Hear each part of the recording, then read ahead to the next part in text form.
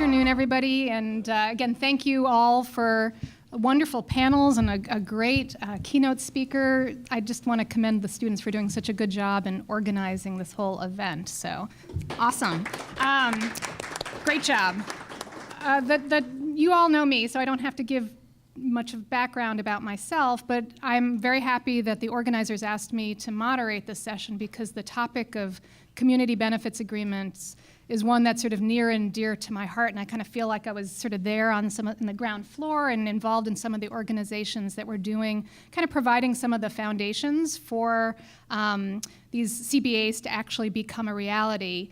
And we are so lucky today to have two organizers and activists who at least in Chicago and in LA, who I associate with this form of kind of a development agreement that integrates community issues and community needs. So just a little bit of background about CBAs for the uninitiated. So I'll refer to them as CBAs just because we don't have that much time. So the CBAs are legally enforceable contracts between developers and community groups, often a coalition of community groups that specify reciprocal obligations on the part of both. So obligations on the part of the developer to provide community benefits, and these could be anything from affordable housing to job training. I think with the Lane CBA for the Staples Center, the parking was involved, minimum wage issues. So, I mean, in some ways, the sky's the limit. So what does the community want to see out of a large-scale development project? So you could have that articulated and sort of embedded in law. And in exchange, the community coalition agrees to support the development process moving ahead, as it goes through sort of the approval process. So CBA campaigns are not about stopping unwanted development, but they're trying to sort of alter the nature of that development to make them more win-win. So CBAs are both a way of dealing with the friction of development. Economists call them side payments for the negative externalities associated with development. And those negative externalities could be displacement, they could be appreciation, gentrification, an increase in rents and in property values, an increase in congestion, sort of all the things that community residents feel they have to put up with in the face of a new large-scale development.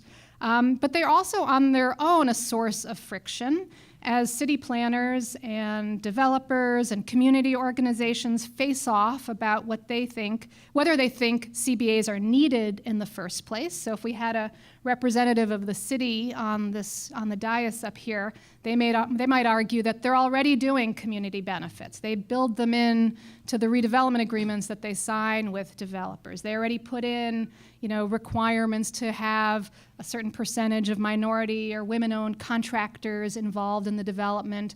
They already put into these agreements an expectation that a certain number of jobs will be created when they subsidize a large corporation or a developer to move to a particular area. So there's questions of whether or not a CBA is necessary, or what instances a CBA is important to have. And then also what the priorities for a particular site or particular development are going to be. So who the community is and what the community benefits should be. And CBAs are also controversial in the world of urban research, sort of where I sit, because, they've sparked a lot of controversy.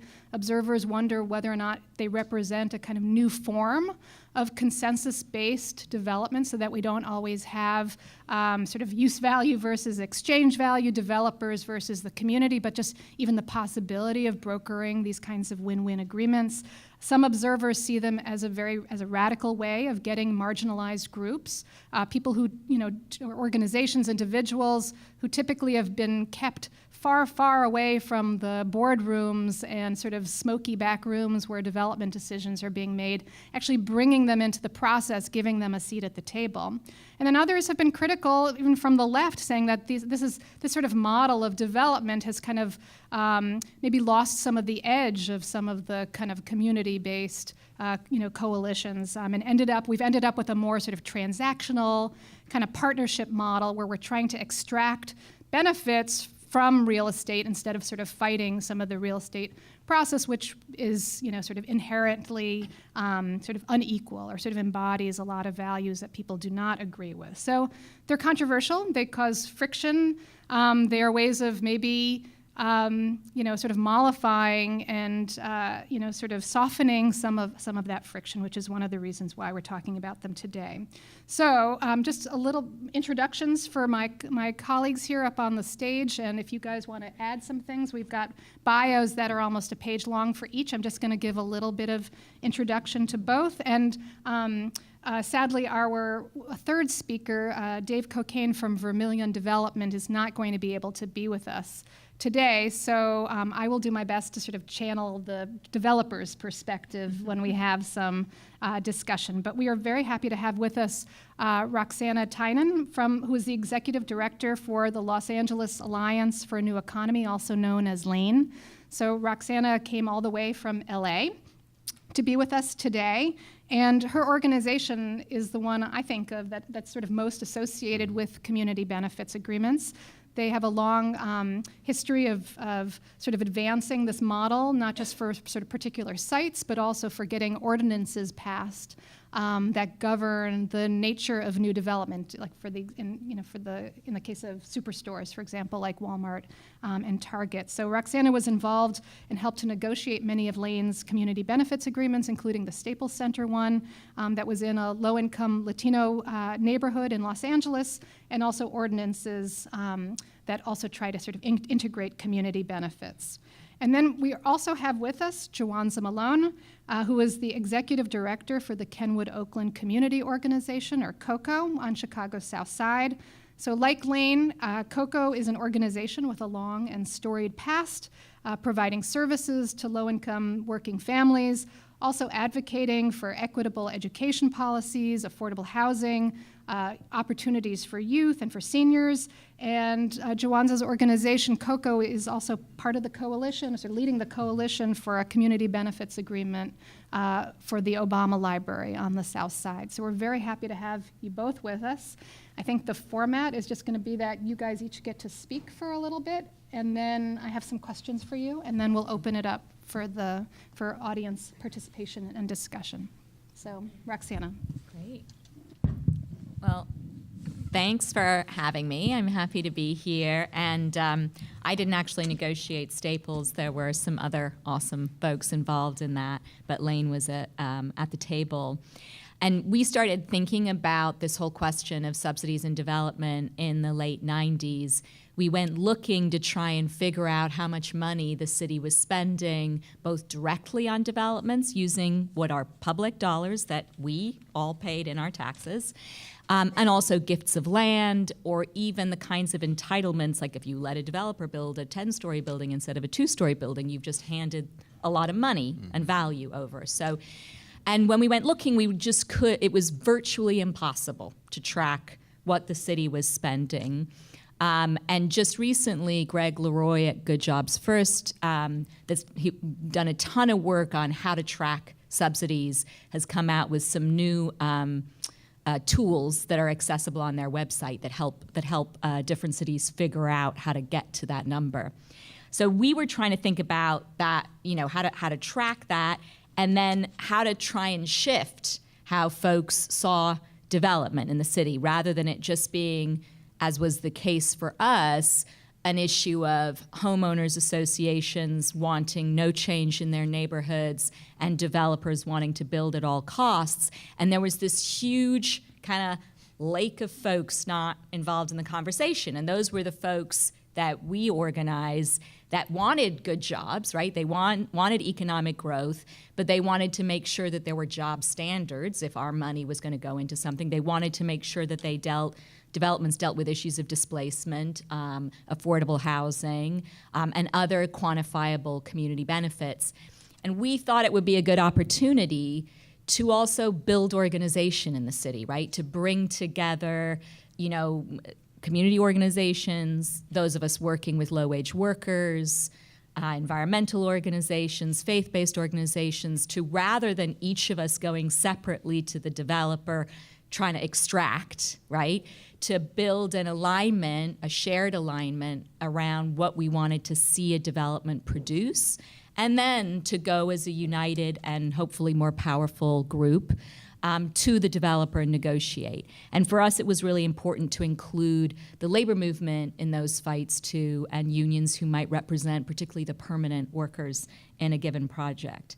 And what we found was that we were able to negotiate more, being unified, right? It's pretty straightforward. We were able to win job standards, raise the number of living wage jobs that we'd actually have the city count, make sure that there were access points to both the construction and permanent jobs, and that those were set aside for folks coming from low-income neighborhoods, that there was money for affordable housing. And then in each of the different CBAs, you know, folks in different neighborhoods had different desires, right? For some, money for parks was the number one additional thing they wanted on top of the jobs and housing. For others, it was a child care center. So those were real advantages coming out of those projects, building a sense of unity, deepening ties, particularly between community groups and the labor movement, and winning measurable stuff, right? And then being involved in having an actual legal document that we could enforce. We did see the narrative shift, right? It went from a conversation of, are you kidding? You have no right to demand anything because this developer, out of the generosity of his or her, mostly his heart, is bringing jobs to the community. That's it. Say thank you, and that's the end of the conversation. And that narrative has really shifted, and that's not just from LA. Organizing happening around the country, I think, has helped to shift that narrative so that you now have a situation where developers may still not want to actually sit down and negotiate, or the city may still not want to sit down and negotiate, but they're still going to promise that there are community benefits included. That wasn't even part of the narrative 15, 16 years ago. So from that point, we've looked to really try and win across-the-board policies that would create an even playing field for developers around knowing what to expect. We've worked with a lot of developers who came out on the other side of the experience with us saying, well, that wasn't so bad. Like, I knew this was going to cost me some money, but at least now I know what to expect. And we save them money by, once we have a deal, right, then we're going to support them through the entitlement process. That's likely to then move a little faster, you know, and they're likely to save a little money by getting their entitlements moved faster. So there are upsides for the developer as well. You know, I'll say just in closing that, you know, there are some projects that just shouldn't be built, right? And, you know, there does have to be an assessment by community folks and by workers around, is this really can this project ever create enough benefit to justify the downsides? And that is a conversation that does, you know, have to happen. You know, in LA, we have been able to win some across-the-board victories around workers' rights. We still have a long way to go on housing. And are facing a pretty spectacular housing shortage and crisis. And the issues of displacement and gentrification should not be addressed project by project. They should also be addressed citywide based on increasing access to affordable housing, building more affordable housing, and rent control to protect housing that is currently affordable. So our ideal world is that you have those kinds of policies coming out of successful organizing around individual projects, building the kind of political power to give you across-the-board policies, and layering on top of that direct negotiations with community groups most impacted by the project around the kinds of specific benefits that a neighborhood really needs. You know, for our bottom line, our tax dollars are best spent and are most useful, in our view, to businesses when we invest them in infrastructure that benefits all of us. But we all know there's still going to be development projects that get subsidies, and in the meantime, we want to make sure they're really high standards for those. I'll stop there. So my name is Juwanza Malone, Executive Director with the Kenwood Oakland Community Organization. Kenwood Oakland Community Organization has been around since 1965. For some people, it's a good thing. For other people, it's not necessarily a good thing. We've been working on some of the same issues we've been working on since we started. So for 52 years, we've been working on issues around affordable housing, equitable education, youth investment, and senior rights. And so for us, this effort to bring community benefit agreements to the city of Chicago is something we've worked on for a long period of time. See a couple of people in the room who were involved in that fight with us. For us, it really started back when Chicago was engaged in a bid for the 2016 Summer Olympic Games. We had members in our organization who were looking forward to the opportunity that having the Olympic Games sort of featured in our neighborhood could bring to the community, ideas around economic development, et cetera. You had some people who had done their homework and had found that everywhere the Olympic Games had been, there was widespread displacement. And that there was this sort of hidden legacy to the Olympics that nobody really talked about, where people just frankly lost out because the Olympic Games were played in their town. And so as we tried to negotiate between the two, people who were all for it, I remember vividly a woman who had the dream of having a hot dog cart in front of the Olympic Stadium as a way to make money for her family, and people who were just like, there is no way we should support the Olympics coming to Chicago. Our effort to sort of thread the needle here right down the middle was to look at what the wonderful people in LA did around the Staples Center and say, look, if the Olympics were to come to Chicago, how do we minimize the risks involved? How do we minimize the negative effects that that could have? How can we make sure that people don't get pushed out of the community so people can benefit from the billions of dollars that's going to be invested, right? For us, it took the form of a community benefits agreement. We were able to form a coalition with a number of different groups. Eric Tellez, trying to play low-key in the back there, was instrumental in everything we did to sort of realize this vision. Janet Smith was one of our many advisors in the process, especially as we were trying to understand how this could impact the current housing market and how to really put provisions in place to protect people from being displaced. And after 2 years, we were successful in actually getting a community benefits agreement. After, at the time, Mayor Daley and the head of the bid committee, Pat Ryan, said that there was no way they were going to sign a benefits agreement. 2 years later, they did. Now, of course, Chicago was knocked out in the first round, and so we were never able to kind of realize that victory in full. But it did really set a standard that was new for us and for many of our members, that you can fight back. You don't have to just take whatever it is you're given and you're just forced to accept it. You can push, and you can push for not just what you think you can get, but actually push for what it is that you want in the first place. And so here we are 10 years later, and we're fighting for another community benefits agreement related to the Obama Presidential Center. For us, it really is about equity, right? When we look at the 21 acres of land that was originally just given to the foundation without us being consulted as taxpayers, right? That's our land that's being used. In addition to that, you have additional land to the north of those 21 acres where a parking garage is now going to go. That was not part of the original agreement. You also have Cornell Drive, which is a sort of busy thoroughfare through Jackson Park that will be torn up and also gifted to the foundation for them to also utilize as part of this overall campus that was not part of the original agreement. So the 21 acres by itself has a value of $90 million. If you just look at the land price in that part of town, $90 million. The cost to tear up Cornell Drive and expand Lakeshore Drive and Stony Island. Stony Island, of course, sits in front of 3 schools, a YMCA, and daycare facilities. They also want to expand and essentially turn it into an expressway, right? That estimated cost is around $100 million. Now, in Chicago, where everything goes over budget, minimally, we're already talking about $200 million of taxpayer money that's going to be spent for something that I don't think many people in this room asked for.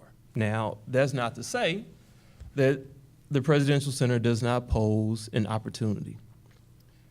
I would hasten to also say that the Obama Presidential Center poses significant risks, and that we can't just assume the benefit is going to outshine the risk.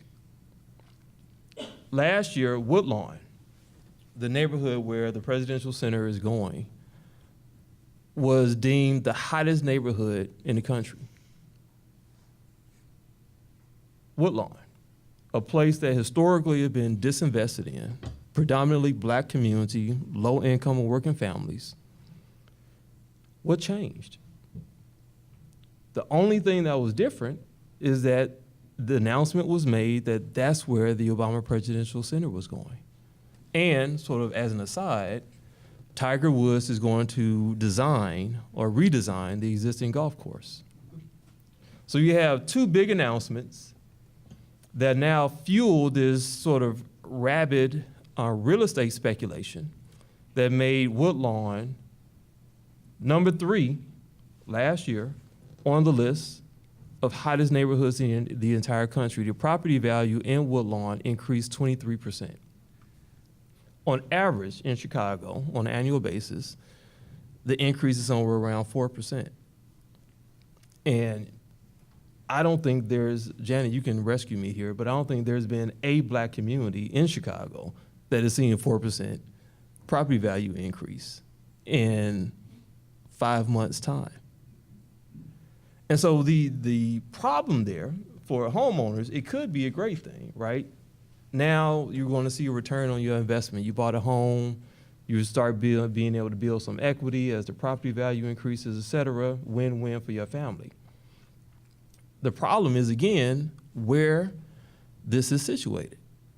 So again, because this is a low-income, working community, prices are already sort of depressed, right?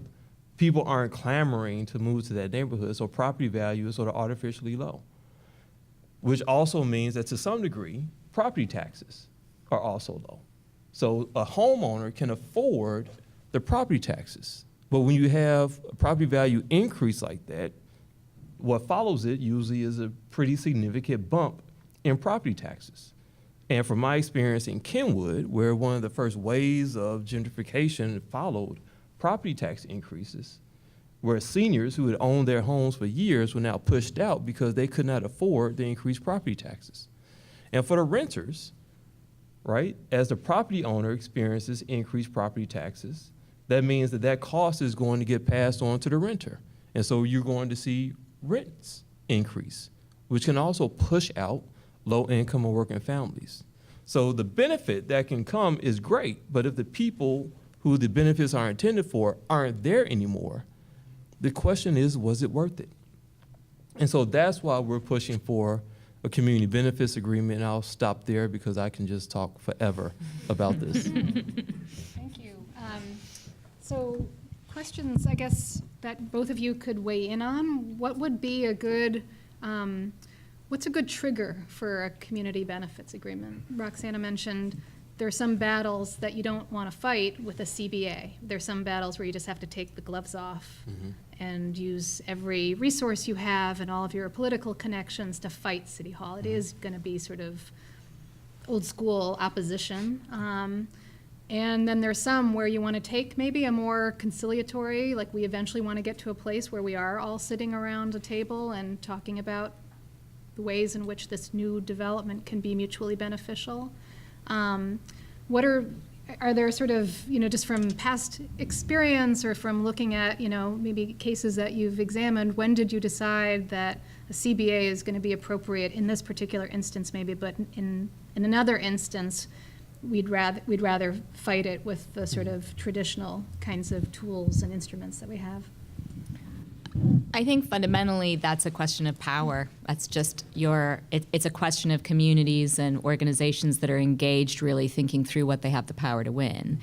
And if you don't have the power to shut something down, then, negotiating to really win something significant is really important. So I think that's one big piece.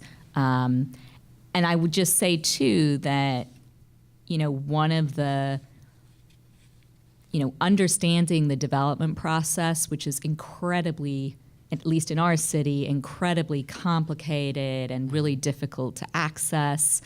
Developers in our city pay consultants hundreds of thousands of dollars to get them through the process because it's complicated for them. So for community groups and organizations trying to figure it out, it's one of the things we thought about in kind of our ecosystem of organizations in LA was, we took the lead on sort of mapping that process and trying to figure out where all the points of leverage were, where people could have the largest voice in figuring this stuff out. And one of the things that I think is also important is getting really early information.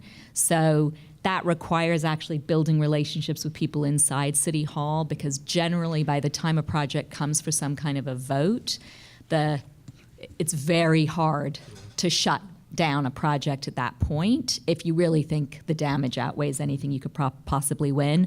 And so, it's worthwhile for groups to really invest the time and energy to figure that stuff out, because then you really understand more clearly the leverage that you have to win stuff.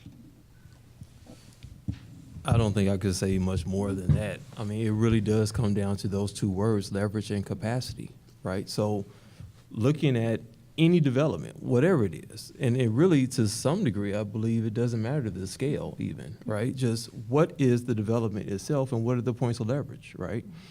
How much taxpayer dollars is going into that particular development, right? How does that particular development change, alter, enhance the culture of the community where that development is going, right? Is this something that people have asked for? Is this something that people want? I think all those questions are important to understand before anyone figures out what they want to do with it, right? Because, a developer is in business to make money, right? And so not trying to knock anybody's hustle, right? Everybody has a right to make money the way that they feel is in their best interest. But that does not mean that the community has to lose out because someone with clout or some higher scale of resources wants to realize some dream, right? And so what are the leverage points? Is this something that has to go before the local alderman? Is this something that is required to utilize taxpayer money? Is this something that requires demolition of a landmark in a community, right? So what are the leverage points? And then capacity. Is this something that you, your neighbors, community organization can fight, and at what level? Is this something that you had a capacity to actually be able to block if you feel it is going to harm the integrity of the community? Do you have the capacity to maybe slow it down, to get some concessions in place that will improve the overall impact of this development on the community, right?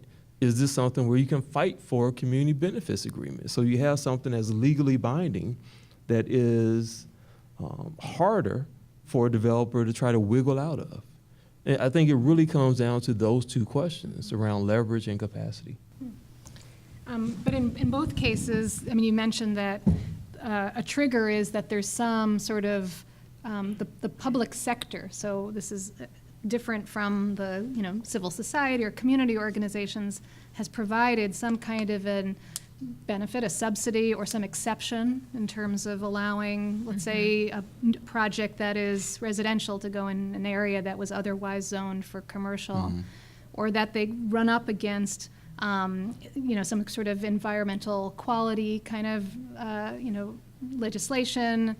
There needs to be some sort of a community approval process. So there is some sort of, not all developments sort of lend themselves for a CBA, because most developments, the majority of development just happens sort of, under the radar, in that they're not subsidized, there's no change in the zoning administration, and in those cases, what can a community group do where let's say there's no TIF allocation for a project, there was no land dispersed to the developer, but it's just sort of a development where a private property owner has purchased a parcel of land and is doing their thing. So there can still be the same kinds of negative impacts, Joanza, that you were talking about, but in that case, you know, where's the sort of Trojan horse or the sort of entree into that development discussion if the public sector hasn't provided any kind of concession or exception? I mean, I definitely feel like where we wanted to get to, I mean, generally the really huge projects need something, and there's usually some leverage there. And where we really wanted to get to was more across the board agreement. So we finally, very, very late in the day, passed a linkage fee for affordable housing in Los Angeles linked to development. We have some work to do at the state to get rid of some bad preemptive legislation that will enable us to go back and update our rent control. Currently, only buildings built before 1974 in LA are covered by rent control, and those are being demolished at such a fast rate, it's kind of crazy. So the goal, I think, ultimately is you come off the success of a project like this where you're building a coalition, because not one group is going to win anything on their own, right? But you're building a powerful coalition that I think can lay the groundwork for successful campaigns for across the board policy, so that, you know, you're not running around like whack-a-mole trying to deal with development. I think right now one of the best places where we see this playing out is in the Pilsen neighborhood, where you have a community that is rapidly gentrifying, right? Where you have cafes and restaurants and trendy nightlife, entertainment spots, bars popping up, where the community is feeling sort of the onslaught of capital coming into an area that's new capital for the most part, but also is part and parcel of people being pushed out of their neighborhood. And so does it make sense to go in and say, hey, I know that you just drop your life savings into this storefront to turn it into a bar as a way for you to realize your hopes and dreams, but what does this mean for our community? And so it may not take the form of a community benefits agreement, but through an organized community, there would already be a process by which the residents are engaged before that license is even given to that business owner. See, that's where we want to go with this, right? Where community benefit agreements, one, is something that is just part of the fabric, right? Part of public policy. So similar to what they were attempting to do in Detroit before it was derailed by big money, where you had triggers in place, where I think in Detroit what they were proposing was any development that would be valued at $15 million or above, and or there's $300,000 in public subsidies, would trigger the need for a community benefits agreement. I think that's great, right? You have major investment coming into an area that often it has been neglected until somebody gets the bright idea that, hey, I can get this land for cheap and make a boatload of profit off of whatever it is I build on it. But for the smaller scale developments, there needs to be something similar to also what we have in Kenwood, where you have this Conservation Community Council that doesn't always operate as it probably should. But the idea is that people who live there, the people who sacrifice every single day to make it a community worth investing in, should have some say in what comes there. And so if you have a new business that wants to come into the area, why would it be a problem for that business owner to present their idea to the community and get feedback on it? If you have a church that wants to come into the area, if you have a daycare that wants to come into the area, if you have anything that wants to come into an existing community, why would it be a problem to just have a meeting and present the plans to an assembly of the community residents to hear what the plans are and to possibly get some feedback on what the idea is, right? I see people nodding their heads. It's common sense. Why don't we have that, though? And so the last thing on that is the other piece of this is that the goodwill that can create is something that creates a foundation that all of us can build on. This idea of this transactional relationship that we have with each other, let alone anybody else, is part of what's causing the decline of our society. We all have the same resources we have to take advantage of, right? It's a finite supply of resources that we all have to share. Our children have to go to the same schools. We have to drive down the same streets. We have to go to the same libraries. There needs to be greater collective investment in what our communities look and feel like. Well said. Yeah, great reminders of just the importance of maybe not focusing so much on the sort of artifact itself of the community benefits agreements, but seeing them as part of a larger movement to democratize the development process, and also to build stronger political movements that would eventually end up with legislative wins that can complement it. So you're not playing whack-a-mole or sort of doing these kinds of ad hoc developments every time. So the community's not always in a reactive kind of a position, instead of as being proactive, and you have a foundation in place for the next time somebody's going to come and propose something. So we're going to now turn to our community, to the audience, for questions. I think we have is a mic here, if that's going to. And how much time do we have for Q&A, Carlos? We have about 10 minutes. Okay.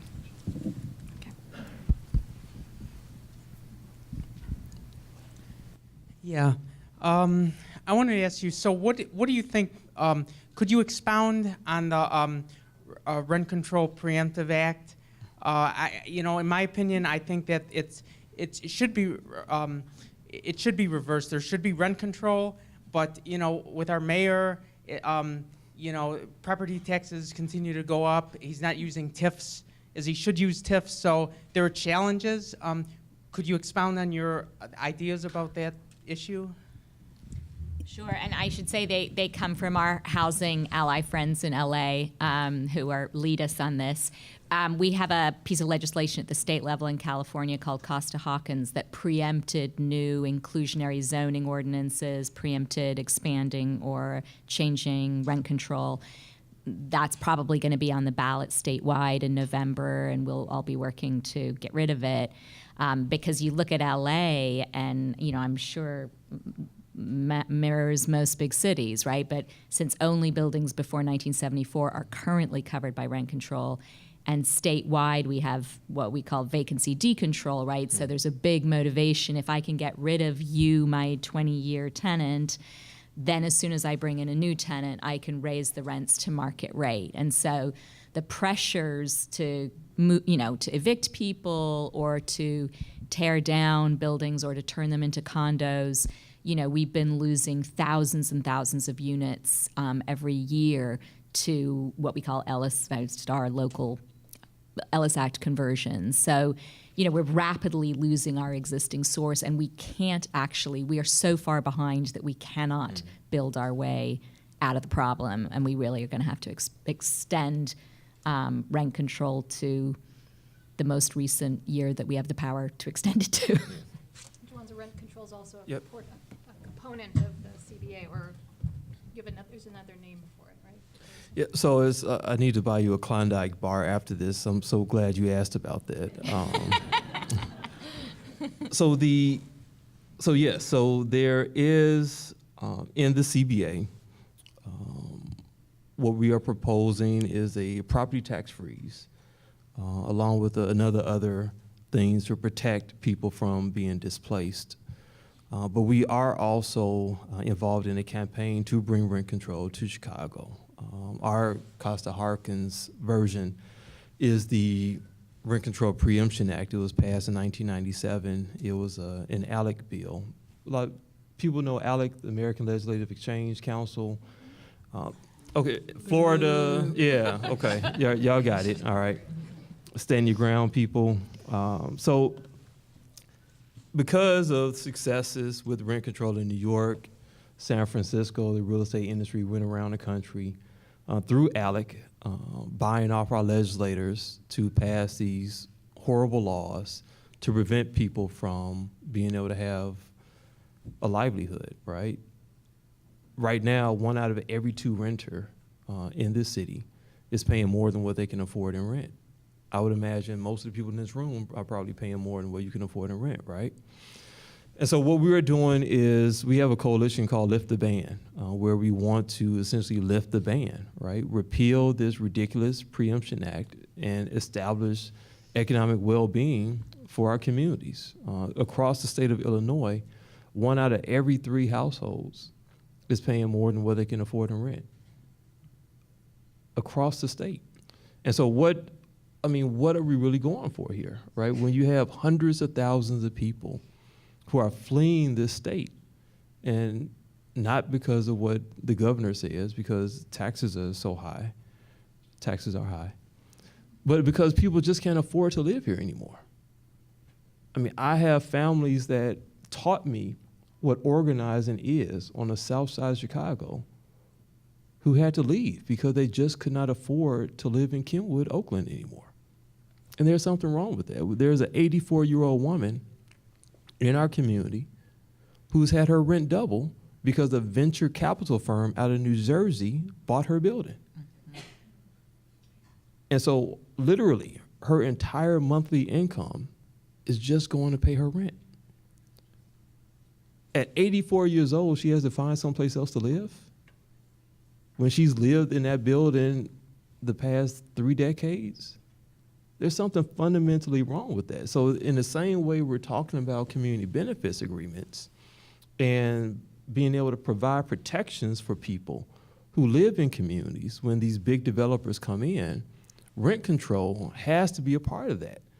We have to establish protections in place. And let me just also say before I stop talking here, the real estate industry has done an amazing job demonizing the notion of rent control.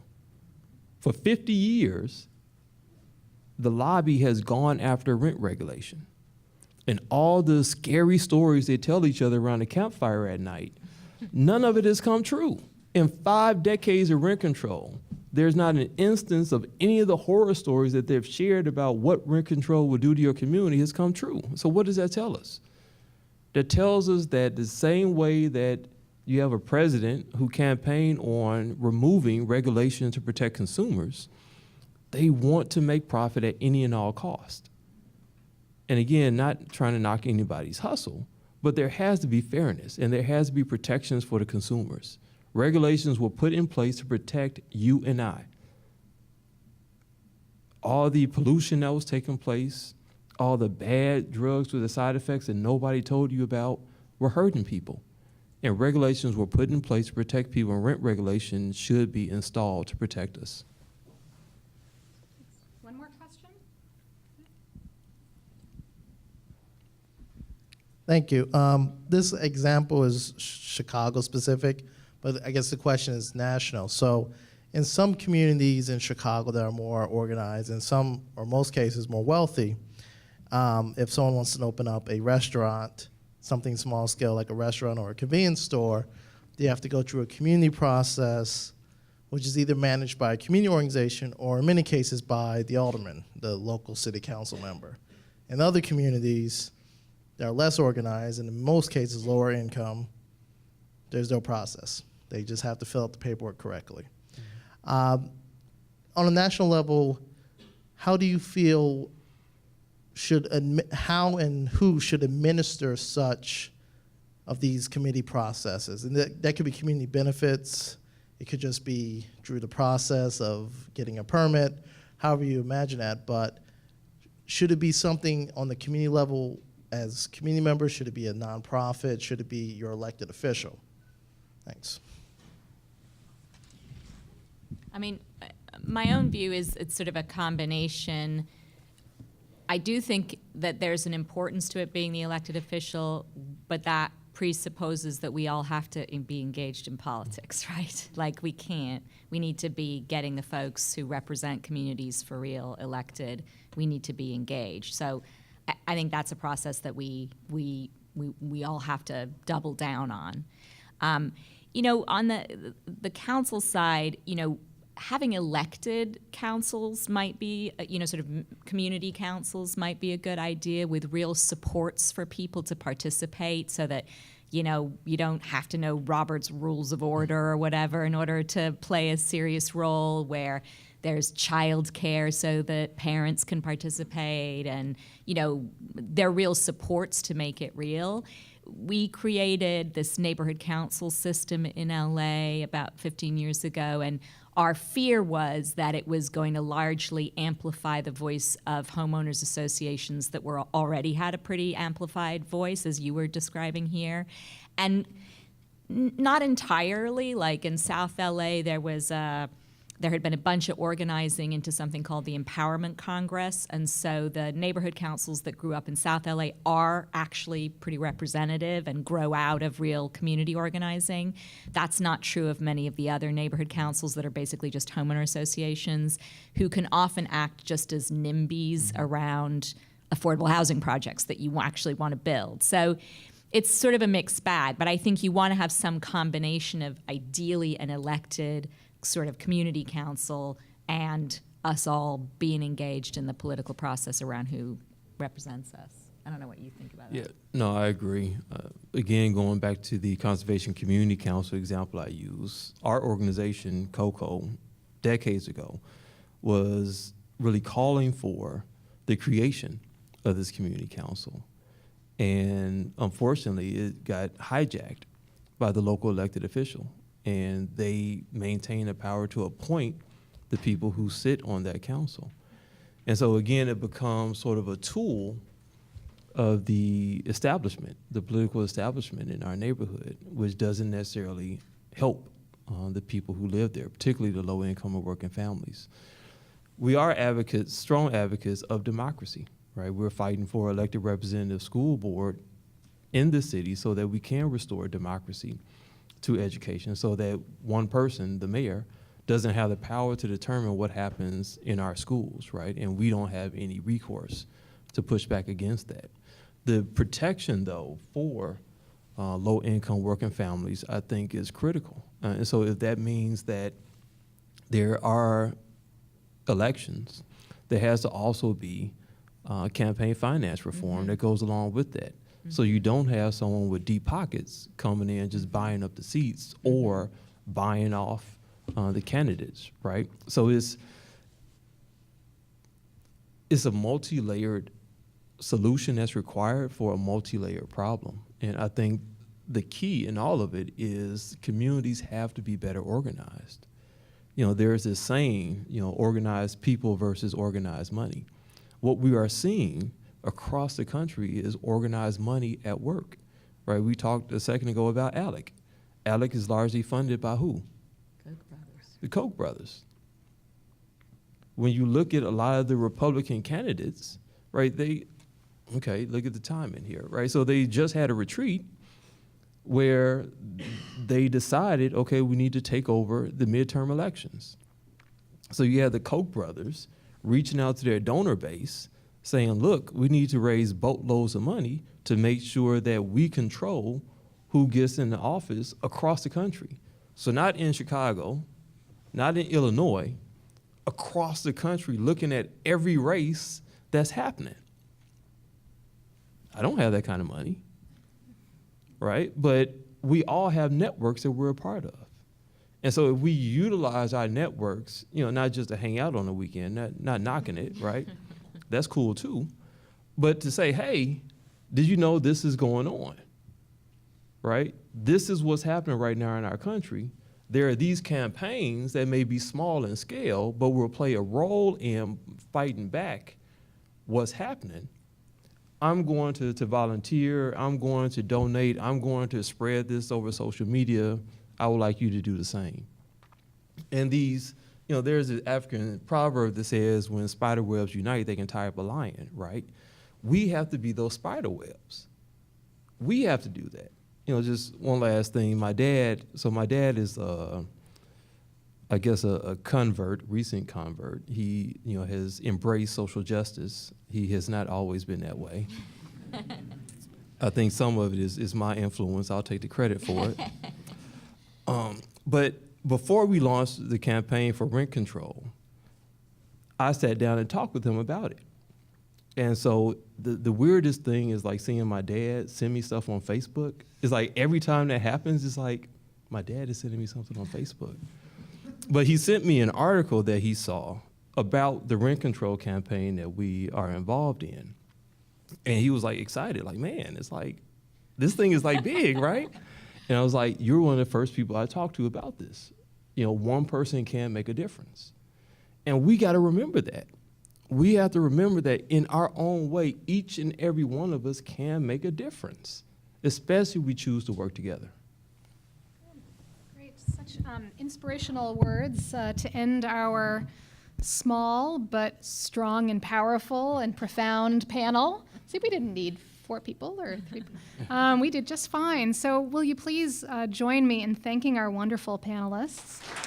Thank you. Thank you, Juanza. Thank you, Roxana. Hope you have a smooth trip back to LA. And I think Carlos is going to, a couple words about what's going to happen next. Yes, absolutely.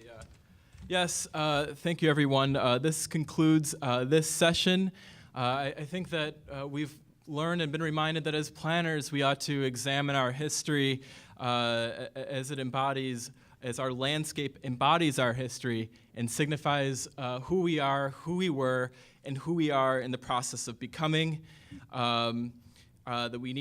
That sustainability needs to be a driving force given the sort of dismal future we have with climate change, and we can do that through cross-collaboration, and that empowered and powerful communities combined with a democratic process can yield equitable results. So yes, this concludes our session, and please stick around or travel safely to the National Museum of Mexican Art at 5:30, where we will have a whole nother session on planning through friction, finding common ground through contested spaces. Thank you very much. Yeah.